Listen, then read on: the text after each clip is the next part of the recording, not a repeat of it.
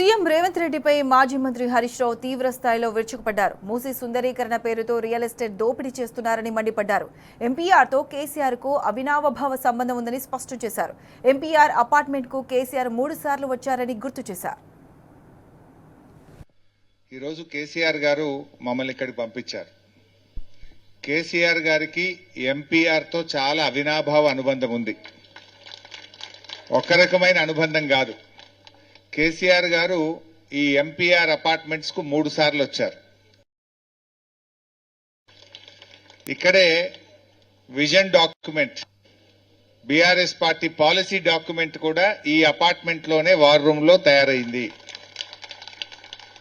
ఈ అపార్ట్మెంట్ మీద కేసీఆర్ గారికి చాలా దగ్గరి అనుబంధం కూడా ఉంది. అనేక సార్లు ఇక్కడికి వచ్చారు ఆయన. అంతేకాదు ఆయన ముఖ్యమంత్రిగా అయిన తర్వాత ఆ రోజు మీరందరూ ప్రతినిధులు అక్కడికి వచ్చి, నేను కూడా ఉన్నాను ఆ రోజు, సార్ మా అపార్ట్మెంట్ ఖాళీ అయిపోతా ఉంది, ఇక్కడ నుంచి అందరూ వెళ్లిపోతా ఉన్నారు, మాకు మంచినీళ్లు లేవు, నీళ్లు లేక చాలా ఇబ్బంది పడతా ఉంది, కిరాయికి కూడా ఎవరు రావట్లేదు, ఖాళీ చేసి వెళ్ళిపోతున్నారు.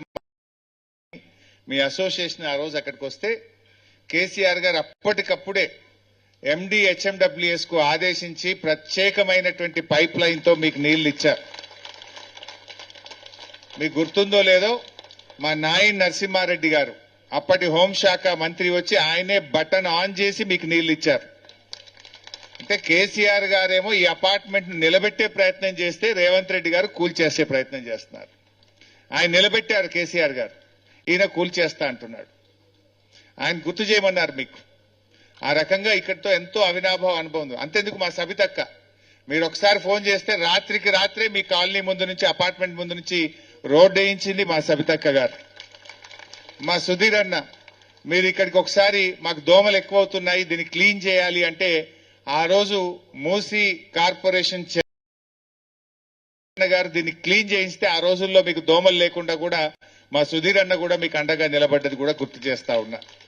ఇట్లా ప్రజలకు మేలు చేసే ప్రయత్నం చేశాం. కేసీఆర్ గారు ఎంతసేపు ఏ రకంగా హైదరాబాద్ బ్రాండ్ ఇమేజ్ పెంచాలి, హైదరాబాద్ ప్రజలకు ఎలా మేలు చేయాలని ఆలోచించింది బీఆర్ఎస్ ప్రభుత్వం. బాధ కలిగేది ఏంటంటే ఈ కాంగ్రెస్ పార్టీకి, ఈ ప్రభుత్వానికి మూసీ రిజర్వేషన్ మీద ఒక పాలసీ లేదు, ఒక విధానం లేదు, పూటకొక తీరుగా వ్యవహరిస్తా ఉన్నారు. ఈరోజు మూసీ మురికిపోవాలని అందరూ కోరుకుంటున్నారు, మూసీ శుద్ధి జరగాలని అందరూ కోరుకుంటున్నారు. ఎప్పుడో స్టార్ట్ చేసింది. ఆ రోజు బీఆర్ఎస్ అధికారంలో ఉన్నప్పుడే 3,800 కోట్ల రూపాయలతో మేము 38 ఎస్టీపీలు బీఆర్ఎస్ పార్టీ నిర్మించింది. అంటే మూసీలోకి మురికి నీరు రాకుండా 38 ఎస్టీపీలు నిర్మించింది బీఆర్ఎస్ పార్టీ. ఆ రోజే మేము 4,000 కోట్ల రూపాయలు ఖర్చు పెట్టాం. ఆ రోజే కేసీఆర్ గారు కాళేశ్వరం ప్రాజెక్టు నుంచి గోదావరి నీళ్లు తెచ్చి మూసీలో వదలడానికి డిపిఆర్లు తయారు చేశాం, ప్రణాళికలు తయారు చేశాం. ఈ మూసీ మురికిని పారదోలాలి, గోదావరి జలాలు మూసీలో ప్రవహించాలని కూడా ఆ రోజే బీఆర్ఎస్ పార్టీ ప్రణాళికలు చేసింది, ఆలోచనలతో ముందుకు వెళ్లింది. రంగారెడ్డి జిల్లాలో కాంగ్రెస్ ప్రభుత్వం అరాచకత్వం సృష్టిస్తోందని మండిపడ్డారు మాజీ మంత్రి ఎమ్మెల్యే సబితా ఇంద్రారెడ్డి. మూసీ బ్యూటిఫికేషన్ చేయాలన్న చిత్తశుద్ధి ఉంటే డెప్త్లోకి వెళ్లి రిటర్నింగ్ వాళ్లు కట్టాలని అన్నారు. ఇల్లంటేనే ఒక ఎమోషన్ అని, ఆనాడు కేసీఆర్ ఎవరికి అన్యాయం జరగకుండా మూసీ డెవలప్మెంట్ చేయాలని నిర్ణయించారని చెప్పారు. ఒక ఇంటిని టచ్ చేయొద్దని, రోడ్డు వంపుల్లో ఎస్ఎన్డీపీ నాలాలు కట్టాలని ఆదేశించారని తెలిపారు. ప్రభుత్వానికి నిబద్ధత ఉంటే మానవీయ కోణంలో అభివృద్ధి చేయాలని సూచించారు. నుండి ఒక్కొక్కరు మాట్లాడుతూ ఉంటే గుండెలు కలిచివేస్తా ఉన్నాయి. ఎందుకంటే ఇది ఇల్లు అంటే ఇల్లు ఒకటే కాదు, ఒక ఎమోషనల్ తో కూడుకున్నదని ఒక్కొక్కరు గుండె లోతుల నుంచి మాట్లాడితే నిజంగా చాలా చాలా బాధ అనిపించింది. మూసీ రివర్ డెవలప్ చేయాలి, కానీ ఎవరికి అన్యాయం జరగొద్దు అనేది కేసీఆర్ గారి వాదన. ఆ రోజు క్లియర్ గా మాకు చెప్పినది, మూసీ రివర్ ని డెవలప్ చేద్దాం, మూసీ నదిలో ఉన్న దంతా క్లియర్ చేయడానికి ఎస్టీపీలు కడదాం, తర్వాత గోదావరి వాటర్ని ఇక్కడ వచ్చేటట్టు చేద్దాం, కానీ ఒక్క ఇల్లు కూడా టచ్ చేయడానికి వీల్లేదని ఆ రోజు కేసీఆర్ గారు చెప్పింది. దాన్ని బేస్ చేసుకుని ఆ రోజు ఎస్టిమేట్ చేస్తున్నాం. ఇదే కాదు, ఒక చిన్న ఉదాహరణ, ఆ వర్షం వచ్చినప్పుడు కూడా హైదరాబాద్ చుట్టుపక్కల, హైదరాబాద్ లో చాలా కాలనీస్ మునిగిపోయినాయి. మునిగిపోయినప్పుడు కేసీఆర్ గారు మమ్మల్ని పిలిచి ఒకటే అడిగారు, మొత్తం చెరువుల పక్కన ఉన్న వాళ్ళందరూ కూడా కాలనీలు, చాలా కాలనీలు, వందలాది కాలనీలు మునిగిపోతున్నాయి అని అడిగితే కేసీఆర్ గారు మాకు ఒక సలహా ఇచ్చారు, సూచన చేశారు. ఎక్కడైతే వర్షం వస్తుందో ఆ కాలనీలలో నుండి SNDP నాలాన్ని కట్టండి. ఆ వర్షం నీళ్ళు పోవడానికి ఒక్క ఇల్లు టచ్ చేయకుండా రోడ్లు ఎట్లా ఉంటే అట్లా రోడ్డు వంపులలో తీసుకెళ్ళండి, కానీ ఒక్క ఇల్లు టచ్ చేయొద్దని మాకు ఆదేశించారు కేసీఆర్ గారు. అంటే ఒక అభివృద్ధి చేస్తున్నప్పుడు మానవీయ కోణంలో అభివృద్ధి చేయాలనేది చిన్న ఉదాహరణగా చెప్తా ఉన్నాను. అదే SNDP నాలని ఈరోజు మేము కట్టుకుంటూ వస్తే ఎన్నో కాలనీలు సేవ్ చేసుకుంటూ వచ్చాం. కానీ ఈ ప్రభుత్వం వచ్చినాక ఒక పిడుగులాగా రంగారెడ్డి జిల్లాలో, హరీష్ రావు గారికి అదే రిక్వెస్ట్ చేస్తా ఉన్నాను నేను, రంగారెడ్డి జిల్లాలో ఎక్కడ చూసినా ల్యాండ్ అక్విజిషన్స్, ఎక్కడ చూసినా ఇండ్లు కూలగొట్టడం, అరాచకం అనేది జరుగుతా ఉంది. ఖచ్చితంగా ఈరోజు నిలబడి వీళ్ళందరినీ కాపాడుకోవాల్సిన బాధ్యత మనందరికీ ఉంది అని కూడా ఒకసారి విజ్ఞప్తి చేస్తా ఉన్నాను. మారుమూల గ్రామాలలో 60-70 కిలోమీటర్ల దూరంలో ఉన్న రైతుల దగ్గర కూడా జబర్దస్తుల ల్యాండ్స్ లాక్కుంటున్నారు. ఏం చేస్తారు దాంతోనంటే సమాధానం ఉండదు. లాక్కోవడమే. కొంతమందికి TDR అంటారు, కొంతమందికి డబ్బులు ఇస్తామంటారు. ఆ TDR కూడా ఏమంటారు, అరకొర ఇస్తా ఉన్నారు. ప్రభుత్వానికి మానవత్వం అనేది ఉంటే అవసరం లేని దగ్గర కూడా అరాచకం సృష్టించే ప్రయత్నం చేస్తా ఉన్నారు. అసలు ఇది అవసరమే లేదు. ల్యాండ్ ఎక్విజిషన్ చేయాల్సిన అవసరం లేదు, ఈ బిల్డింగ్స్ తీసుకోవాల్సిన అవసరం లేదు. ఇంతకుముందు కృష్ణారావు గారు మాట్లాడుతూ చెప్పారు కదా, నిజంగా మూసి బ్యూటిఫికేషన్ చేయాలనుకుంటే డెప్త్లోకి వెళ్ళండి, రిటర్నింగ్ వాల్స్ కట్టండి తప్పిస్తే ఏదో ఒక రకంగా అరాచకం చేయాలి, ఏదో తన ముద్ర ఉండాలి అనే ప్రయత్నం ఏదైతే చేస్తుండో ఇది ఎట్టి పరిస్థితుల్లో యాక్సెప్ట్ చేయం. BRS పార్టీ తరఫున పోరాటం చేస్తాం. మీరందరూ కూడా ధైర్యంగా ఉండండి. నిజామాబాద్ జిల్లా వేల్పూర్ మండల కేంద్రంలో బాల్కొండ ఎమ్మెల్యే వేముల ప్రశాంత్ రెడ్డి నిరసన కార్యక్రమం చేపట్టారు. అక్రమ కేసులు, ప్రభుత్వ తీరును వ్యతిరేకిస్తూ ర్యాలీ చేపట్టారు. వేల్పూర్ BRS పార్టీ కార్యాలయం నుంచి పోలీస్ స్టేషన్ వరకు నల్ల చుక్కాలు ధరించి నల్ల జెండాలతో నిరసన ర్యాలీ చేపట్టారు. హామీలు ఎప్పుడిస్తారని అడిగిన 32 మందిపై అక్రమ కేసులు పెట్టడమేంటని మండిపడ్డారు.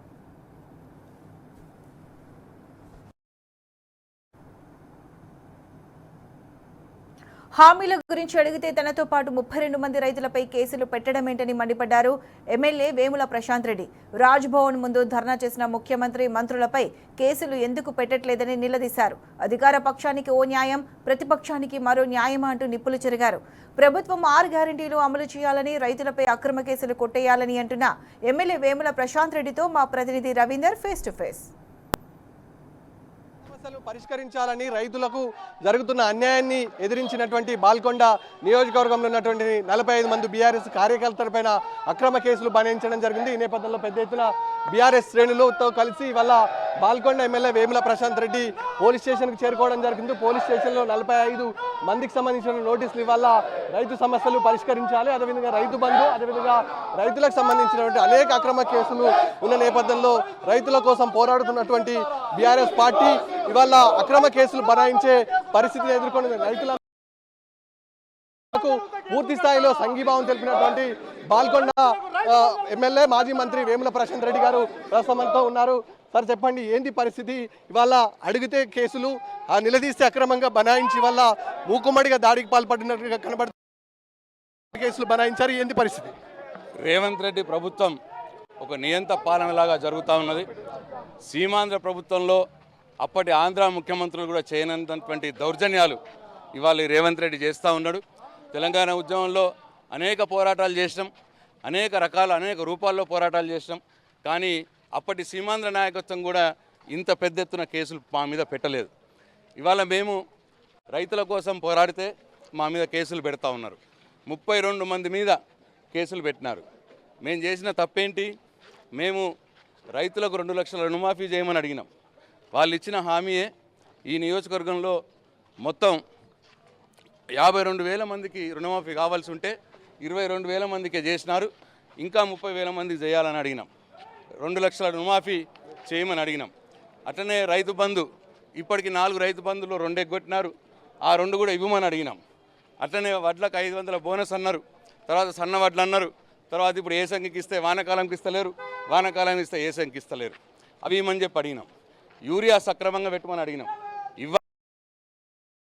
మేము ధర్నా చేసినందుకు, రైతుల పక్షాన మేము ధర్నా చేసినందుకు మాకు 32 మంది మీద ఇవాళ బాల్కొండ నియోజకవర్గంలో కేసులు పెట్టి మమ్మల్ని వేధిస్తూ ఉన్నారు.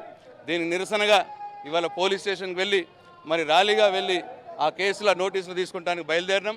ఇది రైతులకు తెలియాలి, బాల్కొండ నియోజకవర్గ ప్రజలకు తెలవాలి, నిజామాబాద్ జిల్లా ప్రజలకు కూడా తెలవాలి వీళ్ళ దౌర్జన్యాలు ఎట్లా జరుగుతున్నాయన్న ఉద్దేశంతో ఈ కార్యక్రమం తీసుకోవడం జరిగింది. దాదాపు అక్రమాలకు నిర్బంధాలకు పెట్టింది పేరుగా గల కాంగ్రెస్ పార్టీ వివరిస్తుంది. న్యాయబద్ధంగా ధర్మబద్ధంగా పోరాటం చేస్తున్న రైతులపైన గతంలో ఎన్నడూ లేని విధంగా ఇవాళ కేసులు బనాయించడం పట్ల ఏమంటుంది యావత్ సమాజంకు మీరు ఏమని సూచించబోతున్నారు? ముఖ్యంగా ఇవాళ బాల్కొండ రైతాంగులకు మీరు ఏం చెప్పబోతున్నారు? రైతులతో పెట్టుకున్న ఏ రాజ్యము ఏ రాజు కూడా ఏ పరిపాలకుడు కూడా ముందాటికి బల్లేదు. ఇవాళ రేవంత్ రెడ్డికి కూడా అది గుణపాఠం తప్పక జరుగుతుంది. ఇవాళ రైతులను అనేక రకాలుగా వంచినాడు, అనేక రకాల హామీలు ఇచ్చినాడు. అన్ని హామీలు ఇచ్చి ఇవాళ ఏది కూడా చక్కగా చేయకుండా రైతులను మోసం చేస్తున్నాడు. మేము బీఆర్ఎస్ పార్టీ పక్షాన పెద్ద ఎత్తున మేము ధర్నా కార్యక్రమం చేపడితే మా మీద కేసులు పెట్టి ఇవాళ వేధిస్తూ ఉన్నారు. కాబట్టి దీన్ని డెఫినెట్గా ఇంతకింత అనుభవించక మానదు రేవంత్ రెడ్డి. మరి ఇవాళ కేసీఆర్ గారు చేసిన రైతు బంధు కావచ్చు, అనేక రకాల కార్యక్రమాలు రైతుల కోసం ఏదైతే తీసుకున్నాడో అవన్నిటిని కూడా ఇవాళ తుంగలో తొక్కి ఇవాళ రైతులకి అన్యాయం చేస్తున్నాడు రేవంత్ రెడ్డి.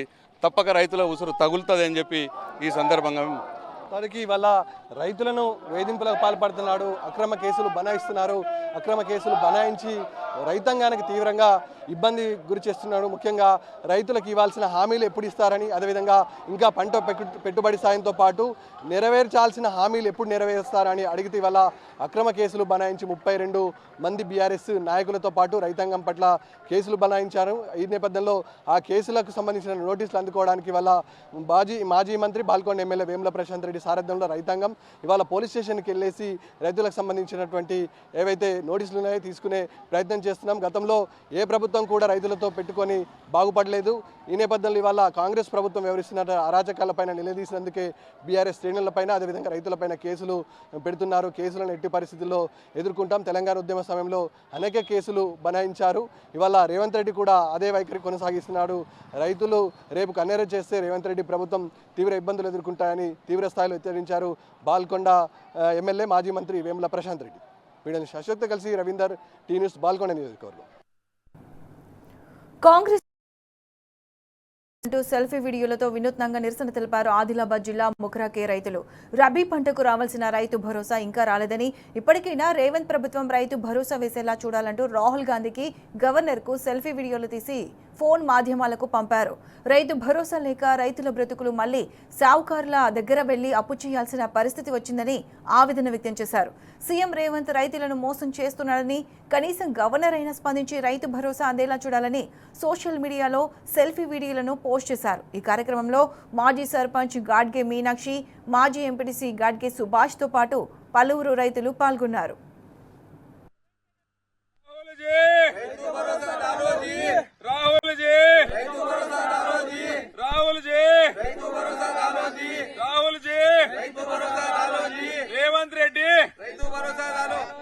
రేవంత్ రెడ్డి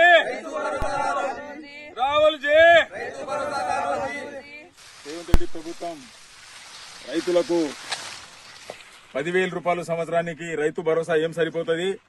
సంవత్సరానికి మా ప్రభుత్వం వస్తే ఎకరానికి సంవత్సరానికి 15,000 ఇస్తాము అని గొప్ప గొప్ప మాటలు చెప్పి రైతులకు మోసం చేసి ఇలా అధికారంలో వచ్చి ఇప్పుడు 2 సార్ల రైతు భరోసా మోసం చేసిండు. ఇప్పుడు కూడా ఇప్పుడు రబ్బీ తీయడానికి రబ్బీ వచ్చింది కానీ రైతు భరోసా మాత్రం వేయట్లేదు. కాబట్టి ఇలా మేము ఆదిలాబాద్ జిల్లా ఇచ్చోడ మండలం ముక్రాకే నుంచి రైతులమందరం కలిసి సెల్ఫీ దిగి రాహుల్ గాంధీకి, గవర్నర్ కి మరియు రేవంత్ రెడ్డికి సెల్ఫీ తీసి ట్విట్టర్ ద్వారా పంపిస్తున్నాము. వెంటనే మీరు సంక్రాంతి కాగానే సంక్రాంతికి రైతు భరోసా ఇస్తామన్నారు. తర్వాత మున్సిపల్ ఎన్నికలు కాగానే 17 తారీఖు ఇస్తామన్నారు. మరి ఇవాళ రైతు భరోసా గురించి మాట్లాడతలేరు. వెంటనే రేపు కేబినెట్ మీటింగ్ ఉంది కాబట్టి కేబినెట్ మీటింగ్ లో మీరు నిర్ణయం తీసుకుని రైతులు కంపల్సరీ రైతు భరోసా ఇవ్వాలని ఇలా మేము ఆదిలాబాద్ జిల్లా ఇచ్చోడ మండలం ముక్రాకే నుంచి డిమాండ్ చేస్తున్నాము. జై తెలంగాణ, జై తెలంగాణ. సిద్దిపేట జిల్లా కొమరవెల్లి మల్లన్న ఆలయం కేసీఆర్ ప్రభుత్వం హయాంలోనే అభివృద్ధి జరిగిందని గుర్తు చేశారు మాజీ మంత్రి తలసాని శ్రీనివాస్ యాదవ్. కాంగ్రెస్ ప్రభుత్వం అధికారంలోకి వచ్చి 2.5 ఏళ్లు అవుతున్నా ఎలాంటి అభివృద్ధి జరగలేదని మండిపడ్డారు. గత బీఆర్ఎస్ ప్రభుత్వ హయాంలో కేంద్ర మంత్రులను ఒప్పించి రైల్వే స్టేషన్ తీసుకువస్తే అది ఇంకా పనులు ప్రారంభం చేయలేకపోయిందని కాంగ్రెస్ ప్రభుత్వాన్ని దుయ్యబట్టారు. ఇప్పటికైనా ఆలయ అభివృద్ధిపై రేవంత్ ప్రభుత్వం దృష్టి పెట్టాలని సూచించారు. కుమరవెల్లి మల్లన్న దేవుడు తమ ఇలవేల్పని తాత ముత్తాతల నుండి కుటుంబ ఇష్టదైవంగా కొలవడం జరుగుతుందని అన్నారు. మల్లికార్జున స్వామి ఆలయంలో స్వామివారిని కుటుంబ సమేతంగా దర్శించుకుని ప్రత్యేక పూజలు నిర్వహించారు తలసాని. కుమరవెల్లి మల్లన్న స్వామిని దర్శించుకోవడం మా తండ్రులు తాతలు పరంపరగా మా కుటుంబం అంతా ప్రతి సంవత్సరము మల్లన్న స్వామి దర్శనం చేసుకోవడం, ఇక్కడి నుంచి కొండపోచమ్మ దేవాలయానికి వెళ్ళడం అనేది ఆనవాయితీ. కేసీఆర్ గారి ప్రభుత్వం ఉన్నప్పుడు నేను మంత్రిగా, హరీష్ రావు గారు మంత్రిగా ఈ దేవాలయానికి 50 సంవత్సరాల నుంచి జరిగినటువంటి కార్యక్రమాలను చేపట్టారు. స్వామివారి కళ్యాణం జరిగేటప్పుడు ఒక మండపం ఏర్పాటు చేసి ఆ రోజే ఒక 10-15 వేల మంది వచ్చే విధంగా ఏర్పాట్లు, అక్కడ కూడా రోడ్లు, కరెంటు సౌకర్యం ఇవన్నీ కల్పించినటువంటి సందర్భాలు. ఆ రోజుల్లో ఒక 50 రూముల కాటేజు శంకుస్థాపన చేయడమే కాకుండా ఆల్మోస్ట్ పనులు చేపట్టిన. బట్ ఈ ప్రభుత్వం వచ్చి 2 సంవత్సరాలు అవుతుంది. నేను ప్రభుత్వానికి రిక్వెస్ట్ చేస్తున్నా, వెంటనే ఆ కాటేజీలు కంప్లీట్ చేయండి. ఇంకా మీరు 100 కాటేజీలు కడతామని కూడా మీరు మాట ఇచ్చారు. అది కూడా ఎందుకంటే పేద మధ్య తరగతి కుటుంబాల వాళ్ళు చాలా మంది వస్తారు. ఇక్కడ ప్రైవేట్ వాళ్ళ దగ్గర రూములు తీసుకోవాలంటే 1000 రూపాయల నుంచి 7-8 వేల రూపాయల వరకు వసూలు చేస్తారు. కాబట్టి వచ్చేటువంటి భక్తులు ఇబ్బంది పడుతున్నారు. ఆ ఇబ్బందిని దూరం చేయాలంటే మనమే ఎండోన్మెంట్ ద్వారా కాటేజీలు కట్టియవలసినటువంటి అవసరం ఉన్నది. దయచేసి నేను ప్రభుత్వానికి వెంటనే ఆ కార్యక్రమం ఏదైతే 50 కాటేజీలు ఉన్నటువంటిది అది వెంటనే కంప్లీట్ చేయండి. ఇంకా 100 కాటేజీలు కడతామని చెప్పింది, అది కూడా వెంటనే కార్యక్రమానికి శ్రీకారం చుట్టాలని చెప్పి నేను రిక్వెస్ట్ చేస్తున్నాను. ఆ రైల్వే స్టేషన్ ఆల్రెడీ డిసైడ్ చేసిన రైల్వే స్టేషన్ దగ్గర ఎందుకు స్టాప్ పెట్టలేదు, ఎందుకు ఆపలేకపోతుండ్రో మరి ఇక్కడ రైల్వే వాళ్ళు కానివ్వండి, అదేవిధంగా రాష్ట్ర ప్రభుత్వం కూడా వెంటనే ఇనిషియేట్ చేయాలని చెప్పి నేను కోరుతా ఉన్నాను. ఎందుకంటే స్టేషన్ ఫైనల్ చేశారు, పేరు కూడా కుమరవెల్లి మల్లన్న పేరు మీద పెట్టారు. కాబట్టి ఆ స్టేషన్ని వెంటనే అక్కడ స్టాప్ వెంటనే ఏర్పాటు చేయాలని చెప్పి